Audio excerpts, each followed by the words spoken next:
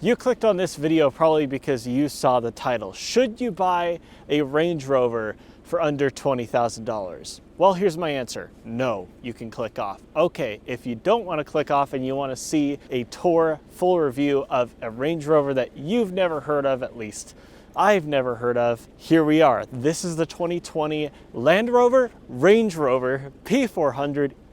P400e means that this is a plug-in hybrid Range Rover, which I honestly did not know existed until about 30 minutes ago when I was presented with this one, but it exists. This is a plug-in hybrid Range Rover. It has a full electric driving range of 19 miles, and it's powered by a 2-liter turbocharged 4-cylinder combined with an electric motor to produce around 400 horsepower, which from a 4-cylinder isn't bad. The range also, for the time, isn't horrible either. But I don't know, a Range Rover plug-in hybrid sounds like a beacon of reliability to me and probably the rest of you, don't you think? Range Rovers have never been known to be reliable vehicles. That's why early 2000s and 1990s Toyota Land Cruisers are still so valuable, $20,000 easily for one of those. Whereas you can get a P38 Range Rover for whatever its current owner is willing to pay you to take it off of their hands. And for the same price as a 25, 30-year-old Land Cruiser, you can get yourself what looks to most people like a completely brand new Range Rover. Again, what we have here, this is the L405 generation Range Rover, which comes from the previous generation to what we have now. The L460 is the current Range Rover that we are enjoying the lifespan of. And if you want to see a full review of a more modern current Range Rover, that should be over there, I think, maybe over there. When it comes to Range Rovers of this ilk, you are spoiled for choice. There's diesel V6s, there's straight 6s, there's a 5-liter supercharged V8 in the P525 model, I believe it's what it's called. But what I have here is the more environmentally friendly and I would argue obscure, weird version of the Range Rover. Again, P400e, it's a plug-in hybrid, and I didn't know that existed until now, but it's here. So let's take a review type tour of it. I wanted to show you guys the location of the charging port because I looked around this Range Rover after finding out again that it was a plug-in hybrid and I didn't know that existed. I looked all over this Range Rover trying to find the stupid charging port, okay? I found a couple panels in front of the doors. There was no charging panel there. There was no charging door hidden beneath the taillight. I could not find out to save my life where this stupid charging port door was. So I went to my good friend Google, who enlightened me on, there you go. You can't see from where you're sitting, probably on the toilet as you do watching my videos, but there is a charge port underneath here, underneath the little cover. It's basically the regular level 1 charger, and I get bored by charging rates, so I'll put that down the bottom of the screen what the charge rate is, but I'm guessing it's not fast charge capable, so I'm guessing that to charge it up fully, it takes a little while. This is where you can charge it on the front, and it's underneath this kind of flimsy plastic door that's hidden in the grill. And I went to pull it off and it just doesn't feel very secure. Honestly, I thought that it had broken off and was about to fall into my hand the first time I found it, but yeah, there you go. Continuing our tour, we arrive at the back of the L405 Range Rover, and one thing that I need to point out is just how beautiful this Range Rover is, especially in this color right here. They pulled out all the stops to make this a beautiful mall crawler. You'll never, ever, ever see one on the off-road trail. You'll be seeing these in Starbucks, and in the Starbucks drive-thru, these things really look the part. And another thing is that the current L460 Range Rover doesn't look that much different from this. It looks more like a facelift. Anybody who doesn't know that much about cars could be forgiven to mistake this for a brand new Range Rover because, again, the L460 looks basically like a simplified version of this Range Rover, which for the L460 isn't necessarily a bad thing. It's just that much better for the people that pay 20, 30 grand for this generation Range Rover. I would go as far as to say there's never been a bad looking full-size Range Rover. Think back to the P38 Range Rover, absolutely beautiful, total unreliable nightmare to own, complete nightmare. Just ask my dad, but it's very beautiful, and I would probably say the same thing for this. I don't know much about the plug-in hybrid's reliability, but knowing Range Rovers of old and knowing my own experience with my own Land Rover Freelander, if you value reliability, I'd run away. We arrive at the back and we see this is badged as the HSE, which is a more higher end luxurious trim. It's not the full-on autobiography, but it's up there. And P400E, once again, the only indicator that this is a plug-in hybrid Range Rover is that little E right there on the badge, except for the stupid charge port door and the grille, but you know. So, as is tradition for a Range Rover, a full-size Range Rover, that you have a split folding tailgate, which is fully electronic. I've got an electronic lift gate here, press that button, and the bench folds itself out, which makes it that much easier for you to sit there and wait for the tow truck.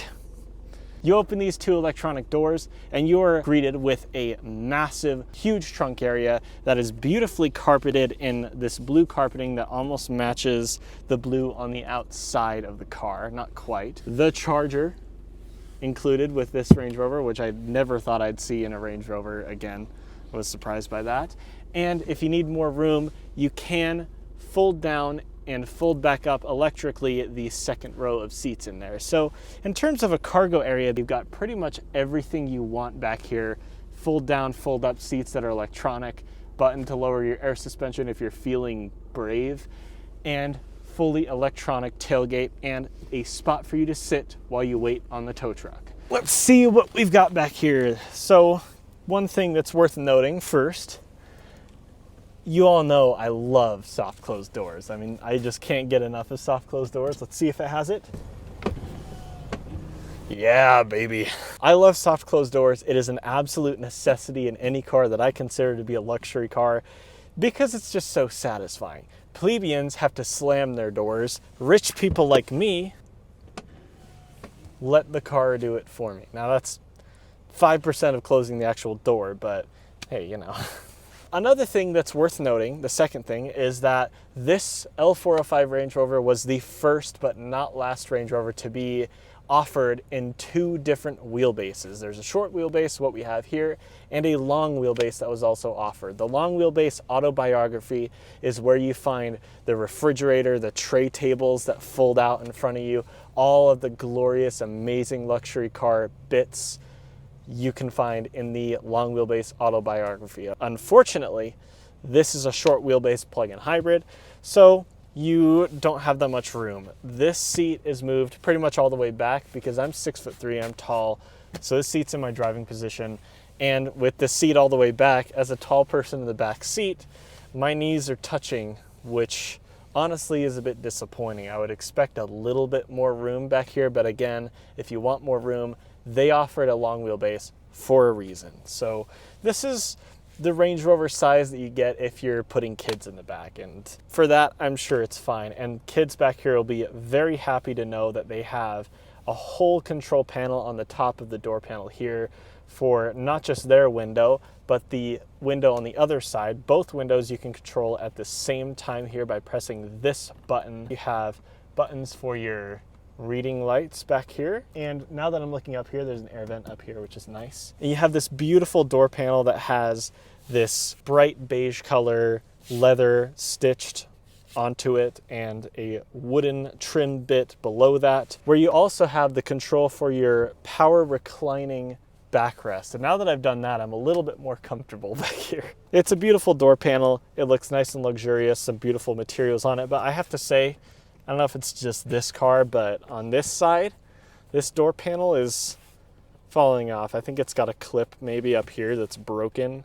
And this is not the quality that I would expect if I spent $100,000 on a Range Rover. That's why most of these are worth between $20,000 and $45,000. They're not $100,000 anymore to my knowledge. In the center here, you have a massive wood panel that incorporates some air vents, meaning you have 4 air vents back here for rear passengers, which is really nice.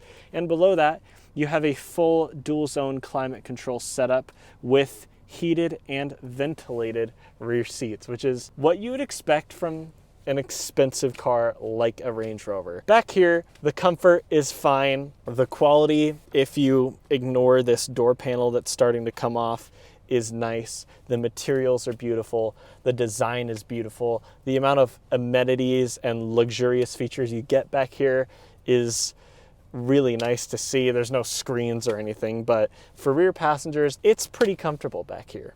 Opening the front door, you're greeted with the Land Rover's strange interior chime, which just sounds like some dude hitting a couple of keys on a marimba.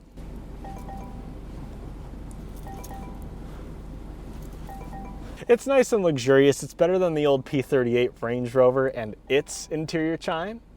If you guys know what I'm talking about. If you don't, turn down your volume for a second because it sounds like beep beep beep beep beep beep beep beep beep beep beep beep beep beep beep beep beep beep.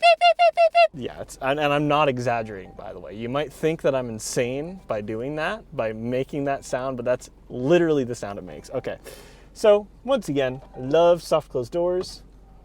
And it does it for me, which is nice and luxurious, which is what you would expect from a Range Rover. You'd also expect it to break down a lot, which means that the phone in the infotainment system is easy to access so that you can add your favorite tow truck provider to your contacts so that you can just quickly hit the screen and then call the tow truck. Yes, it has happened again. My Range Rover has broken down. It's time for another £8,000 repair bill. I've heard a lot of complaints about this door panel, in particular the fact that the window switches are all the way up here where they are in full range of any rainwater that is to come through this window. And yeah, I imagine that's a little bit annoying. I do like being able to rest my arm here and then just have full access to the windows whenever I can just do that. Yep, there you go. People complain about this window panel being here, and I get that. You don't want water to be getting on switches at all. Maybe they engineered it so that that doesn't really damage it that much, but it's still discomforting to have those switches right there. Below that, you have, just like in the back seat, your seat controls, but because this is the front seat, there's a lot more to control. So the button layout is all there. It's not just the backrest and then a vague line around where the seat would be, which I think is a bit of a cost-cutting measure in the back. Again, you've got this glorious beige stitched leather with these beautiful speaker covers up front, some wood trim right here to really contrast it, and a little bit more of that blue that you saw dashed around the interior, mostly on the carpeting. It's a beautiful door panel, and this one appears to not be falling off, which is nice. In the center, you have your terrain response system. This is Range Rover's drive mode selector, basically. You can configure it for what sort of terrain you're driving over. So you've got rock crawl program, sand program, mud ruts, grass, gravel, and snow, and then you have your normal drive modes like you'd have in any car. You've got comfort, eco, and dynamic, which is your sport mode. But what I love about this is that if you just press it in, you go into automatic. So the computer will figure out for you because it knows better. It's a Range Rover. You're just a stupid idiot driving it on an off-road trail without a backup car, which you really should have. To the left, you have your air suspension controls, which I'm going to be very cautious to not use because I don't want it to break. Moving forward from the automatic terrain response, you have a little button. The only way you can tell on the inside of this car, except for the gauge cluster, that you're in a plug-in hybrid Range Rover, you've got an EV button here to force it to go into electric mode. And that's why this car has been running this entire video, because I'm trying to charge the battery. All the way up here, you have an electronic gear selector. That's one of these stupid rotary gear dial things that Jaguar Land Rover has been doing for forever, and I hate it. And I honestly think they should just have like an electronic stock on the steering column like what Mercedes does, but they don't. And then you've got two touch screens here. This bottom one controls your climate control, which still has enough manual functions and dials and things that remain in one place that it's not annoying. You don't have to really spend time learning it, which is nice. You can also control your seats, adjust them from a screen, which why would you ever do that? Your drive modes are presented for you right here, like we just talked about, the terrain response system. And I guess back in 2012 when the L405 came out, having a screen here was pretty high tech. But by modern standards, having an infotainment screen and this climate screen separated, and the infotainment screen being smaller and not very big, is a bit of a letdown, to be honest.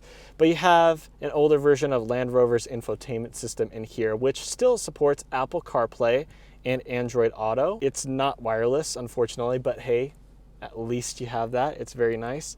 Also, this whole screen here, the angle of it is adjustable. So if you press this button, as you can see, it's going in and going out to give myself a good angle, I guess. They can't just put it in a place where everyone's going to be happy. They have to give you this option, and I'm sure this is something that 100,000 miles down the road isn't going to work as well as it does now. This beautiful high-tech steering wheel that has some wood inlays around it to make it feel a little bit more luxurious and high quality. I say high-tech, by the way, because a lot of these buttons are changeable. So if I press OK and then press menu, this whole left panel changes to become basically a control pad. So I can go left, right, up, down, hit OK again. When it's in its default state, it's a volume dial on the left and a next track, previous track button on the right. And beneath that, you have a little diamond button, which is your favorite button. What I would do if I owned one of these is I would configure that to be calling Dave, the tow truck driver, for when it breaks down. Are these jokes getting old yet? Probably. On the right, this panel is reserved for your cruise control and your heated steering wheel, which is there. And in the center, you have a fully digital gauge cluster that isn't super configurable, I don't believe. Yeah, it's not very useful. So on the left, you've got your speedometer. On the right, instead of a tachometer, you have the second indicator that you're in a plug-in hybrid Range Rover, which is a traditional hybrid eco power charge dial, which seeing that here is a little bit weird. And again, I'd be worried about this whole plug-in hybrid thing. Given my experience and my knowledge of Range Rovers and reliability, I'd be a little bit apprehensive to get into a car like this. But maybe I can convince myself that this is a car that is worth owning for the price that it's up at by driving it. So let's do that right now because it's getting dark. Right now, it feels like it's running in electric mode. Again, it doesn't really let you choose, which I find to be frustrating. You can't put it in any battery charge mode as far as I know. You can force it into EV mode, which is nice, but again, you only have 19 miles of pure electric driving range, which isn't horrible, but it's fine. I just wish I had a bit more control over how the car and the plug-in hybrid system behaves while I drive. I think that makes a good case for some plug-in hybrid vehicles over others. Again, it's not a big deal, but it is something that I wish I had a bit more control over. I will say one thing that is distinctive between plug-in hybrid cars and helps people choose between them is how noticeable the transition from electric to gas power is. And in this Range Rover, it's better than I thought it would be. It's the previous generation Range Rover, which came out 13 years ago. That was retrofitted with plug-in hybrid technology, and its gas engine is a 4-cylinder. I wasn't expecting the transition from EV to the 4-cylinder engine to be smooth. I was expecting it to be noticeable, but I mean, it's like seamless. I mean, you don't even feel it. It's such a comfortable transition from EV to gas power. It's one of the more comfortable ones I have experienced, and yeah, when it does do that, it lags a little bit as you'd expect because it has to wake up the gas engine and then get the gas engine revved up, and the gas engine has just a single turbo, which means there might be a little bit of lag. So of course, when you get it on the gas power, it's gonna be a little bit laggy, but I would say that it's not that bad. A couple things about this L405 Range Rover that I forgot to mention earlier in the video, but it's worth mentioning again. It is absolutely beautiful, but underneath it is the first 4x4 and first full-size Range Rover, obviously, to be a fully aluminum monocoque. The previous one was made from steel underneath. This one's aluminum, which means it was 1,000 pounds lighter than the L317 that came before, which is an insane weight saving. That's interesting, but I imagine this plug-in hybrid component adds a little bit of weight to it back. All right, so here we are. Let's floor it, see what the 400 horsepower feels like. So again, there's a bit of lag, but it goes. Yeah, If you want more excitement, you're gonna need to step up to the V8 model with the 5-liter supercharged engine, and I think that is the powertrain that suits this car the best, because in a Range Rover you want it to be substantial, you want it to have all that power underneath, and this plug-in hybrid is a very good option for people who want a Range Rover that has a bit of electric capability. But for me, I've always thought that supercharged V8 was really cool, and it makes it quite a rocket ship when you get to open it up. Let's talk about daily driving comfort, because that's something you're going to be doing in something like this.